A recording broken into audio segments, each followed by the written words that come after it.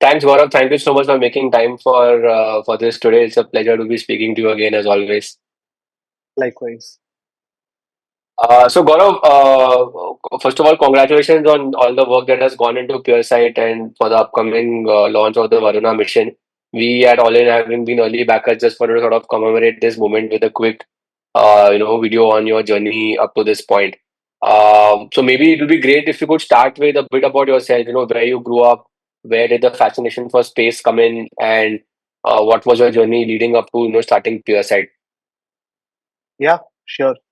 And thank you for having me here, Kushal. And of course, you are one of the earliest backers, in fact, the first one. So, and also a special investor as well as a friend now. Yeah. Yeah, with that, maybe I'll start with my journey. So, I was born and brought up in Ahmedabad.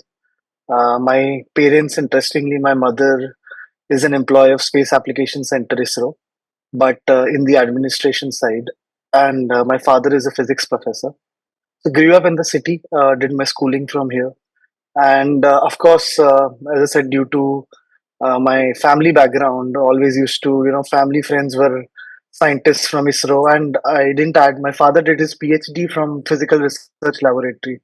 I grew up amongst these guys, so that's a natural way of inclination and exposure to space, which was much more than any other ordinary kid.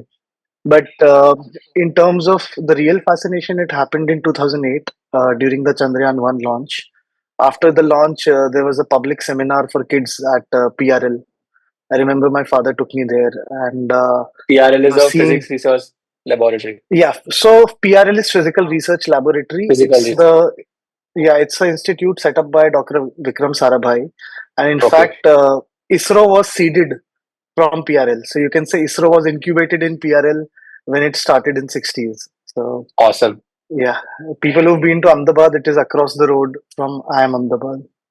Okay. So yeah, in 2008, during that seminar is when, apart from the general exposure, I actually got fascinated that this thing is profound, much bigger than anything else you can imagine. So that was when I decided, okay, I can consider a career in space.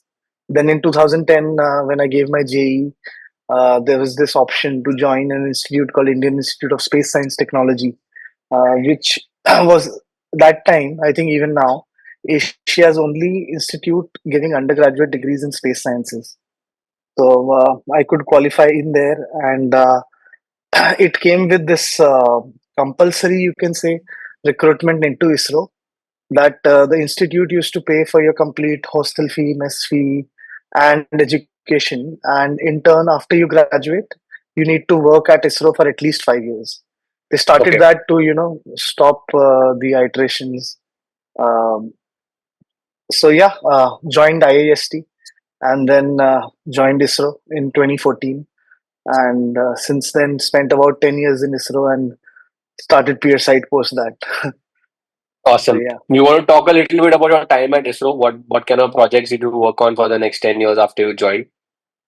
Yeah, so I mean, as I was speaking, 2008, my fascination started for planetary sciences. That was the only thing I wanted to do in my life.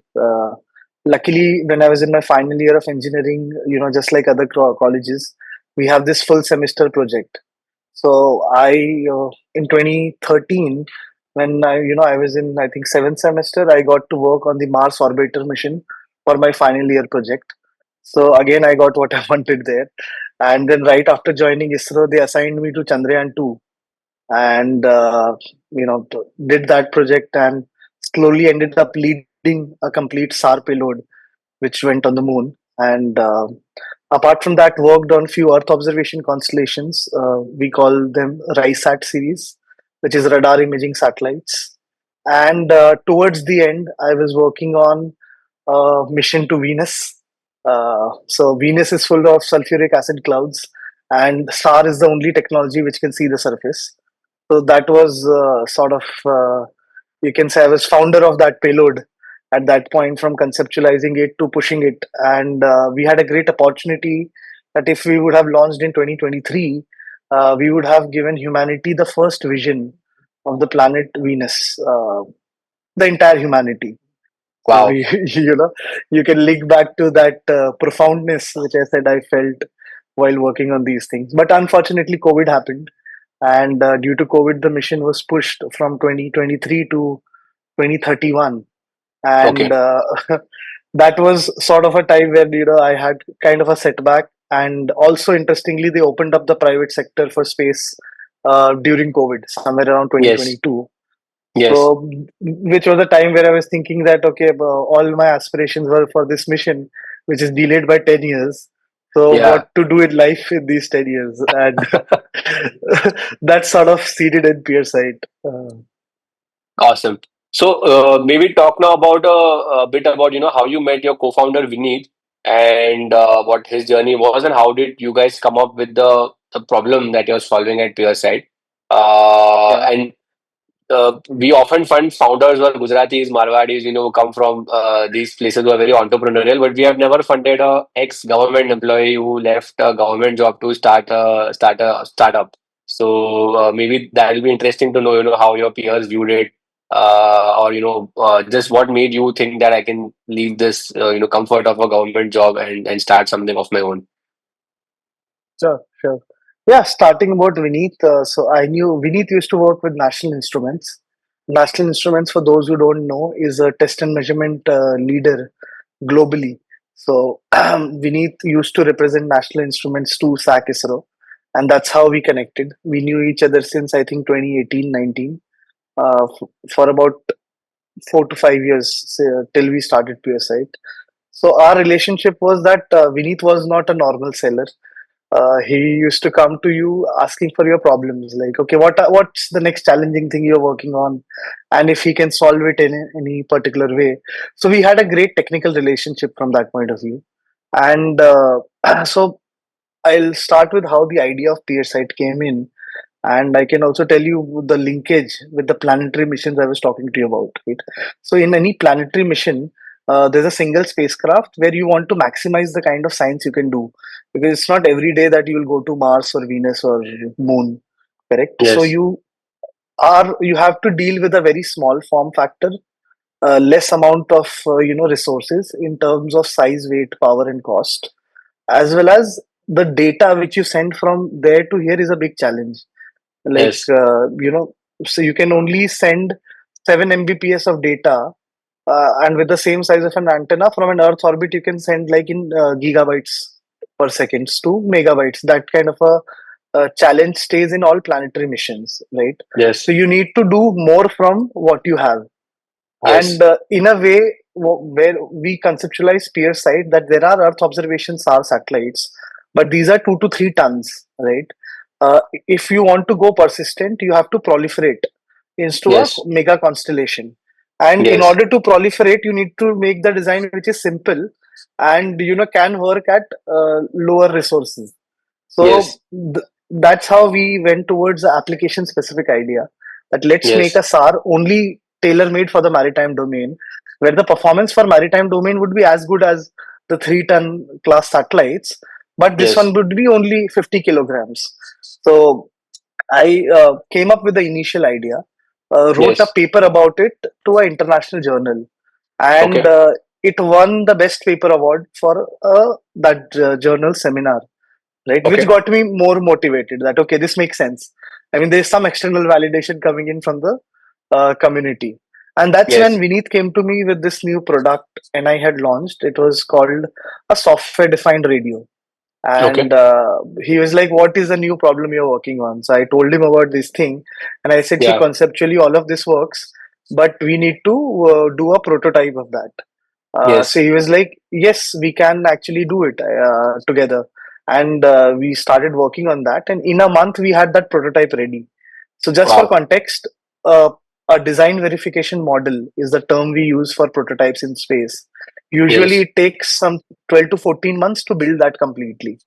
But this thing, we did it within a month. And I was elated, and we presented it to our group area. And everyone was excited that, okay, what is this product that you can, prototype something within a month? And then Yeah. Vineet took it as a case study, and I think sold some 12 to 14 of such pieces across. different ISRO and DRDO centers. So when Okay. that happened is when I had that aha moment that okay, I thought of something, and we discussed, implemented, and this guy did a sales cycle as well. So Yeah. and this is just two people within 2 months. Yeah. So that was kind of the aha moment. He okay. Then I proposed to Vineet that I am thinking of starting up on this idea, Yes. and he was like, "Yeah, I'm totally game."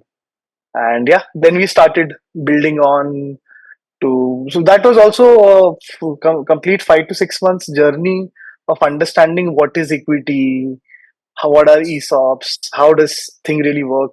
Luckily, we were here in Ahmedabad, and all of the space founders used to come to Ahmedabad because InSpace is headquartered here. So, Yes.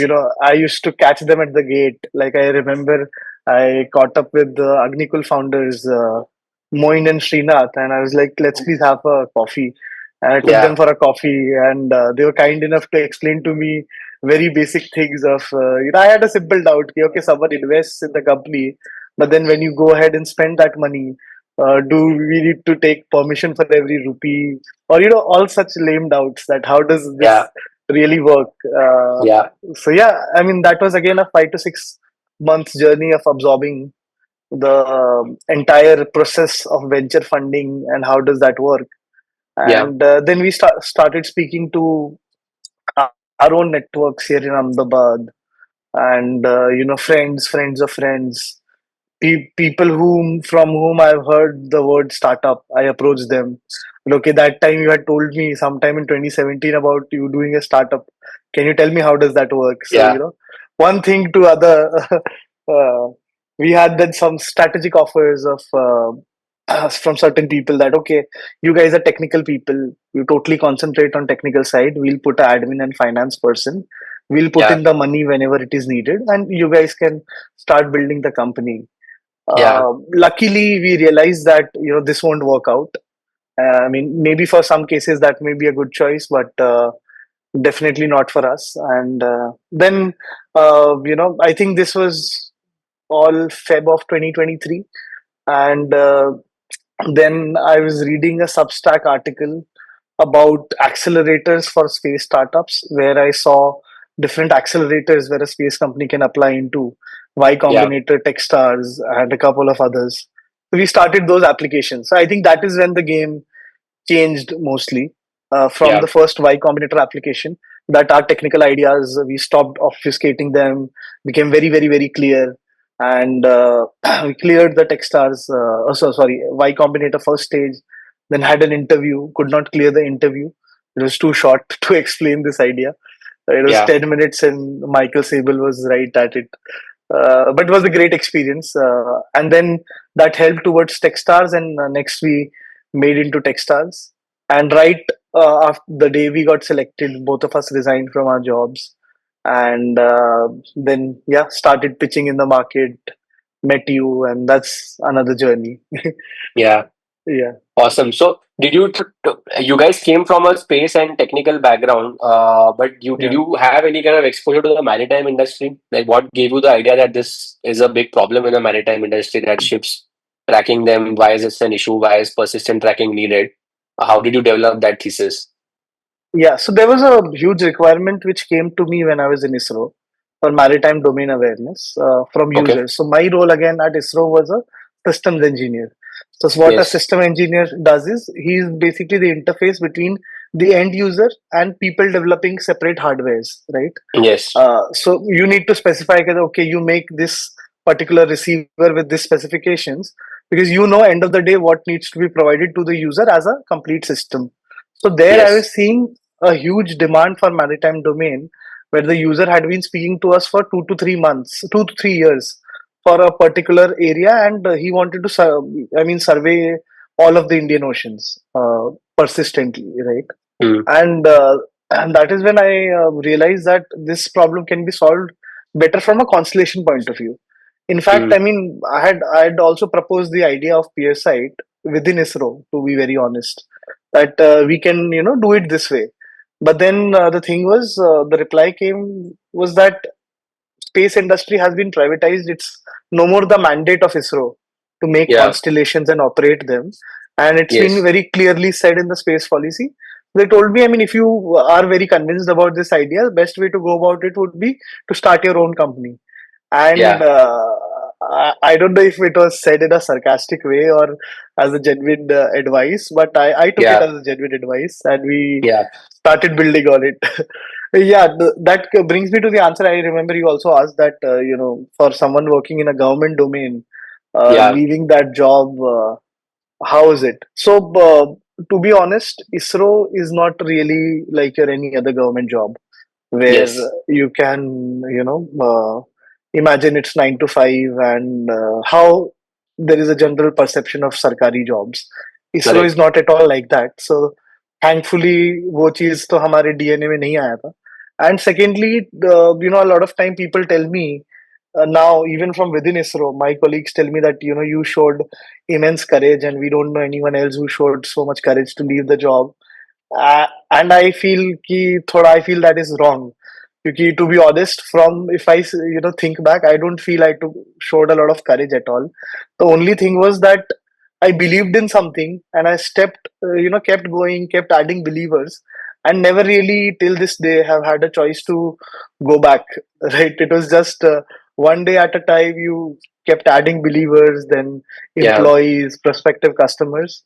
So it was never, I mean, that I had to take a very tough call and showed a lot of courage and took it. It was more very, very organic that kept yeah. getting No, I mean so you deep played into it it. quite smart, right? You quit the day you got funded by Techstars. It was a small amount, but that would have helped you build Yeah, your, yeah, given you the courage yeah. to quit your job and go into it full time. Agreed. So Agreed. I agree to that. Yeah. got it. So to the maritime domain, you're saying you had exposure through the ISRO job, but when you decided to quit, how did you start building your network or your, this was one user who came to you at ISRO. It must have been a big, a problem statement that would have come, but you had no connection to the private sector, to ports, to shipping industries. So how did the two of you go Okay. about validating that more of these people need the product that we want to build? Yeah, yeah, yeah. So, this 3 to 6 months of ideation time, which I was talking to you about, from end of 2022 to middle of 2023, that me and Vineet, we really spent on surveying the total market, breaking it into different classes of customers. Like, there are of course government customers, then there are insurance companies and ship liners, and then there are hedge funds and NGOs. So, Yeah, started breaking them, and then along the journey, different people who kept coming in, like you guys from All In, folks from Techstars, and then of course Alpha Wave and Elevation. So each place we used to try and get warm intros, and speak to them about their pain points, and tell them that once our constellation is up there, what all would be possible, and then yeah, try to estimate how much money can be saved for them, and then yeah, in turn translate into what revenue can we build at PierSight. So this was the yeah, entire exercise of 3 to 6 months, yeah. which we did, and yeah, Got it. just this way, Okay. kept So hustling into it. Yeah. maybe now talk a bit about why is persistent monitoring of the oceans needed? Like what is the current scenario? Like why are ships not being tracked accurately or persistently? And what can we do to how is PSI going to change that? Maybe that we can answer later. But what is the implication of the current problem? Like because for a layman it might seem like isn't this a small problem? Like how can we in 2024 say that ships are not being tracked? So yeah, maybe Yeah. just talk a bit. Sure, sure. Yeah, I mean, this when it stuck to me the first time, even I was baffled that we literally don't know what's happening on 70% of the Earth. While, I was dreaming of sending probes to Venus, and we want to mine asteroids, but we don't know what really happens on the Earth, right?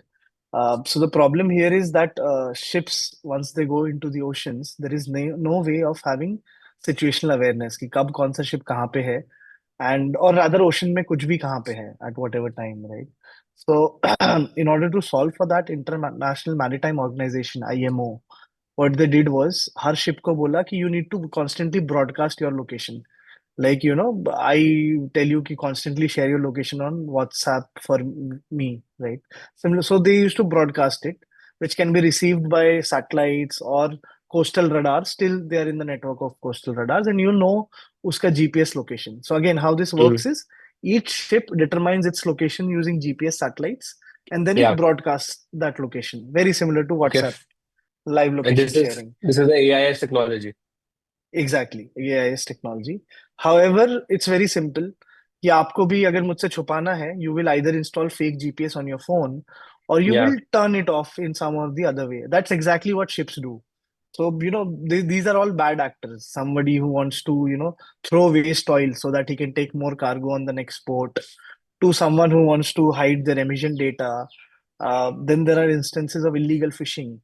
While digging deeper into this problem, we learned from people that during nighttime, what is done a lot of times is that these illegal fishing guys, they take their boats to the oceans. They have these LEDs which generate huge amount of light, and they throw it inside the water so that the Mm. fishes, they feel it's like daytime. And Mm. then once they come up, huge amounts of them are fished illegally. Now, this has huge implications. So much so that like there's an area in Bay of Bengal, 20,000 square kilometers, which has become a dead zone. No fishes are there anymore. And countries like Indonesia, India, New Zealand, Australia, who have a huge exclusive economic zone, suffer hugely from this. So, this is one part of it. Then, other than that, ship liners, if they want to take new routes like the Northern Sea route, right? Or let's say a ship passing through the Houthi region. So, for all of these ones, they need situational awareness, right? I often say it's like having invented the dashboard cam for a car. Once you Yeah. have that, use cases can be immense, right? Yeah. So it's something very, very similar, which didn't exist so far. And now dwelling into why didn't it exist? Because people feel there are immense number of Earth observation satellites. There are Starlinks, but Starlinks are for internet in space. Then people must have heard of technologies from Maxar and Planet. So these Yeah. are optical cameras in space. So though they are already proliferated and are there in huge number, but the con is that 7 out of 10 times they either see clouds or they see the nighttime when they cannot image. So Yeah. the ideal solution would be a constellation which can provide all-weather surveillance, which is using Yes. synthetic aperture radar technology. And Yes. that's what we've been able to innovate by going application specific. We are being able to make a small SAR sensor which can do wide area search and surveillance. And we want to Yes. proliferate that as a constellation to have complete situational awareness of the oceans. Got it. Can you talk a bit about SAR? You worked on this technology at ISRO, so maybe just explain it quickly for the layman on how does this work and what is the innovation that PierSight has done on top of this technology? Yeah. So SAR, think of it as, phone camera with flashlight in space. So like, if it's nighttime and you're, hitting your flashlight, you can of course image that area. The other Yeah. uniqueness is that this flashlight happens to be at the microwave part of the spectrum, right? So Okay. people must know of technologies like, ultrasound and MRIs or X-rays, which give us information about internal part of our body. Very similarly, microwaves are longer wavelengths, so they do not Yes. get scattered by clouds, and Yes. clouds are sort of invisible to them. So we can Yes. see through the clouds and image at night. So that is the USP of this technology.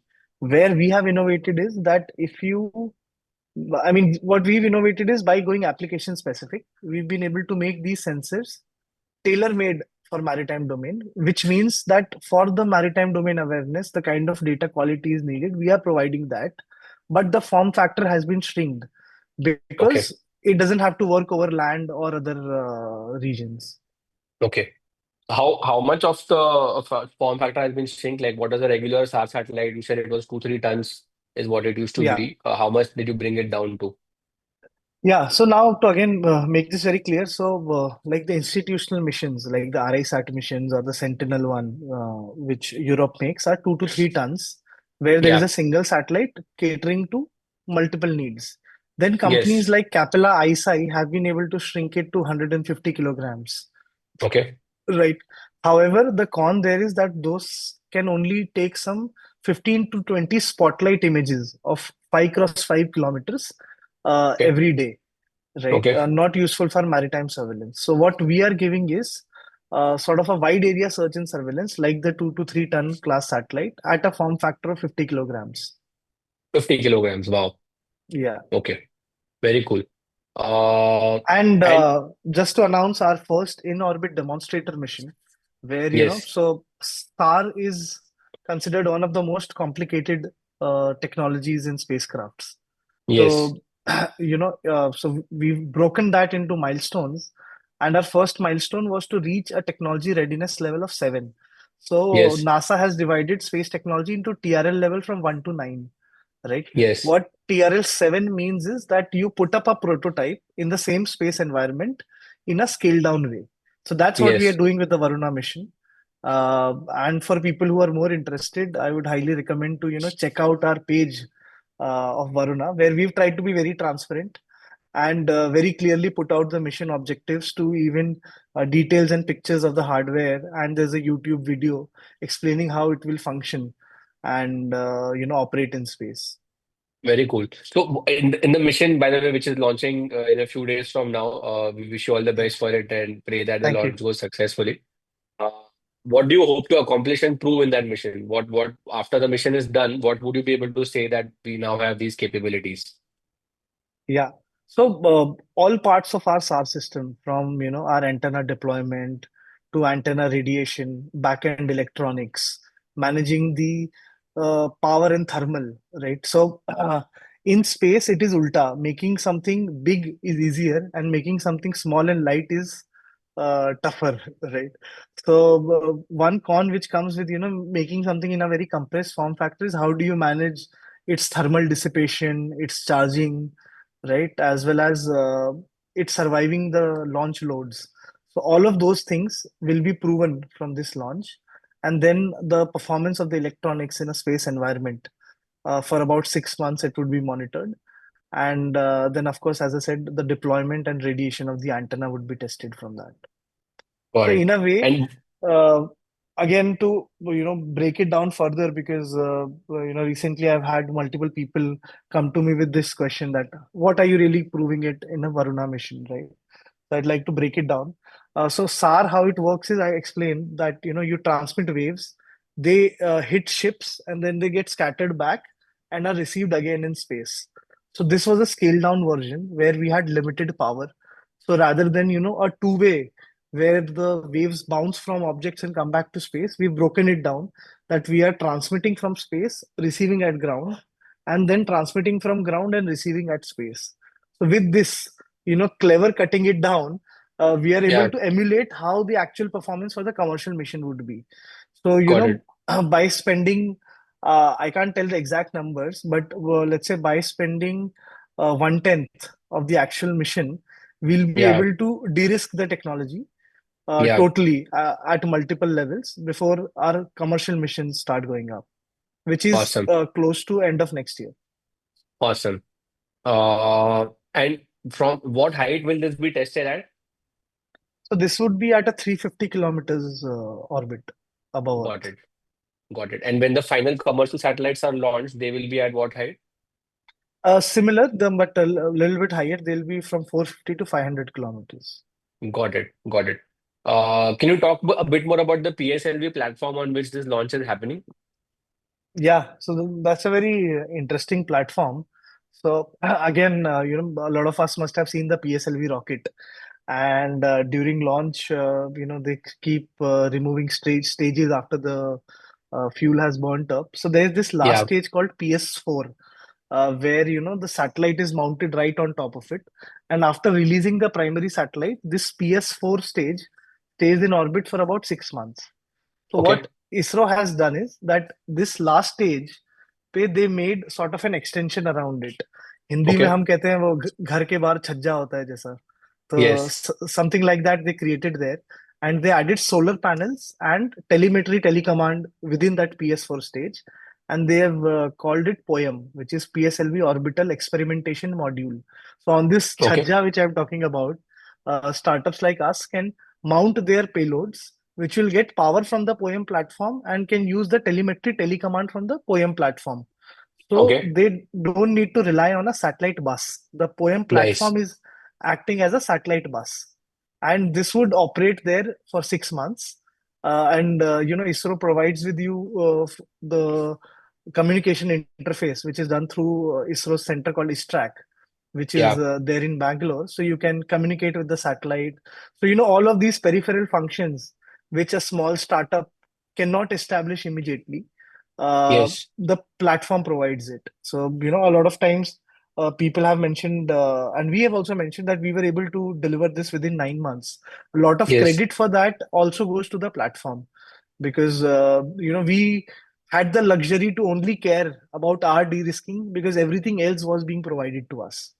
Got it. So it's kind of like Uber pool. They're sending a satellite up, but they're letting Correct, you use the rest of the infrastructure to test out your own, correct, experimentation correct. satellites or prototype satellites. Correct. And there are a lot Very of cool. cool technologies on it. Like there's a robotic arm, there's a space Okay, debris collection. So these are ISRO also does their own experiments. I mean, got it's it. in a way internally the new technologies they are trying to seed.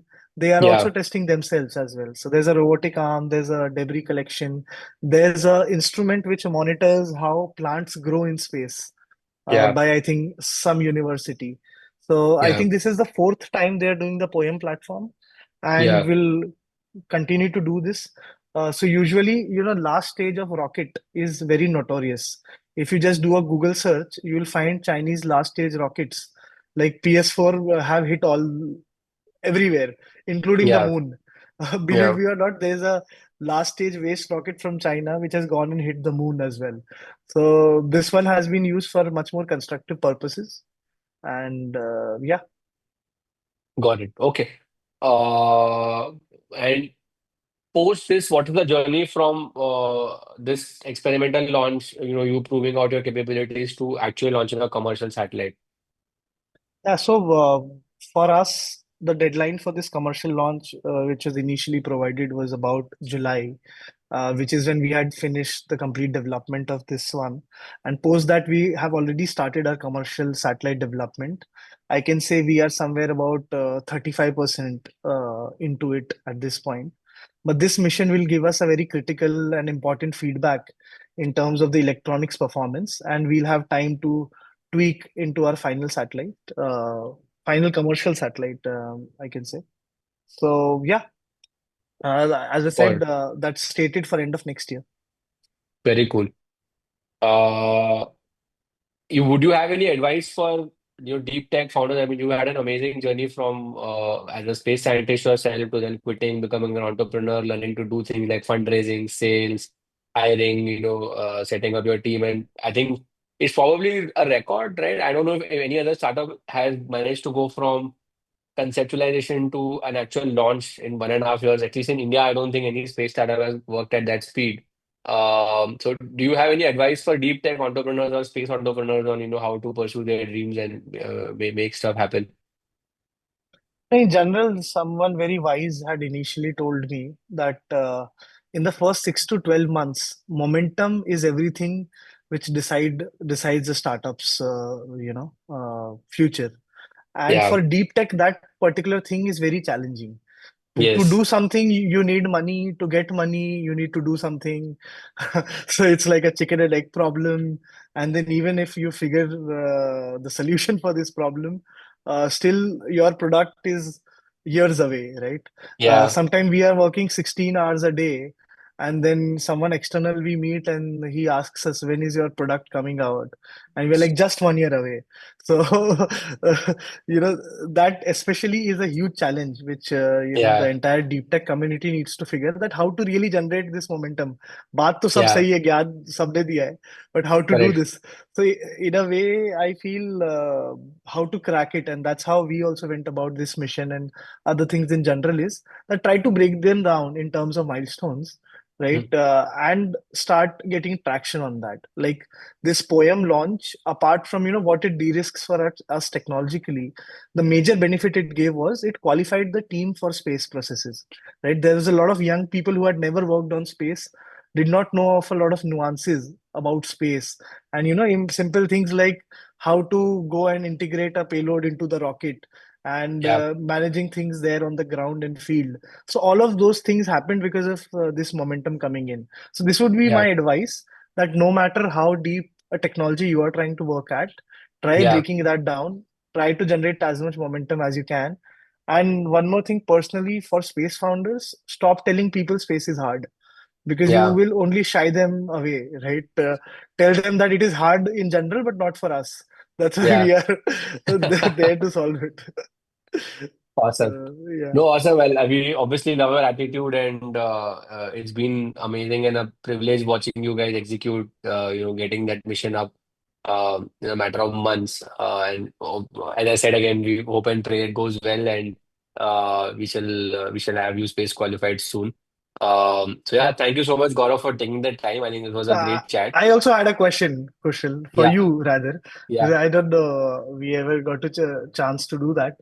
See, something all in taking this early bet on us was, yeah, something very cool. And I mean, I always wanted to ask you that, that time it was just me and Vineet, right? yeah. The company had barely just started, right? In Correct. fact, to be honest to people, I mean, we were on our notice periods when, Yeah, you made a commitment to invest in us. So, yes, what was your thesis about space tech, and, how did you really come about that decision? Because I'm yeah, sure it was also something very challenging for you from within your yeah, fund, and yeah, being new to this space. So would love to yeah. understand that as well. No, so we've been excited about deep tech in India for a while. I think the one of the coolest things happening in India right now is founders are taking more and more ambitious bets. People are seeing like I'm sure you will now inspire the next generation of founders from ISRO or from other backgrounds to start these hard tech companies. So I had been watching out for this anyways. When I first saw your deck, the company was called India SAR. I remember, right? That was the Star first deck India. you guys Yeah. sent us. Yeah. SAR India. It was a really bad deck. Like I saw the deck and I understood nothing from it. But the one thing that stood out was that you were from ISRO and Vineet was from BITS. I am also from BITS. Plus, I had never met any founder who was ex-ISRO. So that was the main reason I took the meeting, thinking, okay, let me just see what these guys have to say because I've just never had the opportunity to meet a founder from this background. When we met you guys, it became quite. At least I think we had a Zoom call first, correct? That's when you first Yes. explained the problem statement to Correct. me. It kind of opened up my eyes as to the scale of the problem, and I think you guys were very good at articulating the problem statement and even explaining it to someone who was explaining both the problem and the solution to somebody who was not from a space background, right? For example, the flashlight analogy you just used on Yeah. earlier in the chat as well. It's a very simple way to get anybody to understand. Then that piqued my interest. Then I started going deep into it. We saw some documentaries on the dark ships problem, figured out how much the illegal fishing problem. Bombay had the 26/11 attack, so it became quite clear that problem to real hai and it is huge. Like and every time an incident happens, the implications are really really big. Solution validation was something that took us some time. So we called up folks that we knew in the space industry. I had backed a couple of startups earlier in my last fund called Bellatrix Aerospace and Astrogate. So I spoke to some of them. I spoke to other friends in the industry like Aves from Pixel, and got a good sense of the solution SAR. Right, I had not had exposure to that, but fortunately, there was good content online on YouTube which explained what SAR is, how it works, and you also were very forthright in explaining how exactly we'll miniaturize it and so on. Yeah, so then I think after we met you in person, I think it was very clear that we have to back you. I think I remember two of you came to meet me back then. I used to be in Yeah. Bombay and we met at that cafe in Yes. Below your below my house house. Yeah. and I think that meeting I was convinced. I think I committed on the spot, if I'm not wrong, right? Correct. That same Correct. meeting I Yeah. said, let's Yeah. do it because I had not seen a deep tech team be this good at articulation and sales. Your technical background had checked out. I didn't have any question marks on that. But usually, what I've seen is deep tech teams really struggle to sell and build momentum, like you said. So that stood out a lot in the meeting, and it was not just you. Both you and Vineet were excellent. So it felt like a dream team to back, and yeah, we just went with that gut call. In a second meeting, we gave you an offer. Yeah. Yeah. No, thank you. I still remember the morning I was starting in train for Mumbai. The same morning I received an email from Andreas committing, I think, 100K, and the same day you committed 200. And I think Techstars offer had just come a week before. Yeah. So, That gave us immense confidence, and that really took it off the ground. Yeah, And of course, the seed round post that, I mean, I have mentally I thought, okay, this is done. Now we'll raise after the accelerator.